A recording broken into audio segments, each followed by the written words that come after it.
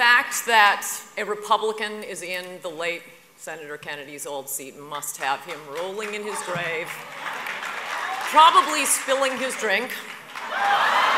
Who's back in the news? Yes, Bill Clinton. As you probably heard, Bill Clinton was rushed to the hospital in New York last week suffering chest pains. When the doctors asked him what his symptoms were, he said he felt like 2 interns were sitting on his chest. Obama and Biden spent the last 7 years caterwauling about the war in Iraq. Obama says he never would have voted for it, but both of them voted against the surge. Saddam Hussein would still be in power if Obama had his way. The insurgents would be in charge if they both had their way. But last week, Vice President Biden said that he thinks Iraq is going to be one of the great achievements of the Obama administration. The Democrats' other big idea is cap and trade, or as it's formally known, the huge new tax on everything under the sun Act of 2010. The downside of cap and trade is your taxes will go up massively, your electricity bills will go through the roof, thousands, some say millions of Americans will lose jobs. But the upside of cap and trade is, if it passes and we defeat global warming, Washington, D.C. will see snow again. Liberals have spent the last year responding to anyone who opposes Obama's agenda by calling them racist evilmongers. Jimmy Carter said that an overwhelming portion of people opposed to Obama's health care plans are racist. And if there's one guy who has his finger on the pulse of what Americans feel and believe, it is Jimmy Carter. Nancy Pelosi called the opponents of big government un-American. So I think we know the Botox is seeping into her brain now.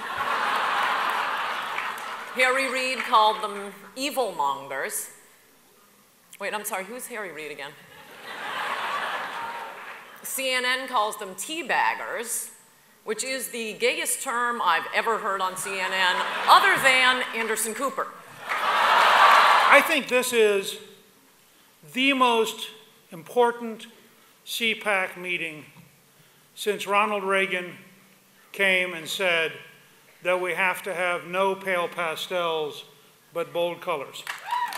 I can, tell you that the coming massive conservative majority that will recenter this country decisively for the first time in 70 years would not have been possible without the Pelosi-Reid-Obama machine, which has convinced the country that if the choice is radicalism or conservatism, let's go ahead and defeat the radicals and put the country back on the right track. I believe we are now in a struggle over whether or not we are going to save America. I believe that the radical left is a secular socialist machine so dedicated to values destructive of America that if it is allowed to remain in power, whether that's in Sacramento, or that's in Albany, or that's in the city council, or that is in the federal government, that machine is antithetical to the survival of America as a prosperous, healthy country based on sound principles. It is time to pass a balanced budget amendment and return this government to limited spending. In the middle of a recession, no tax increase is justified because it kills jobs, and any tax increase is a job-killing measure and should be defeated. I believe we're going to control the House and the Senate as of the end of this year.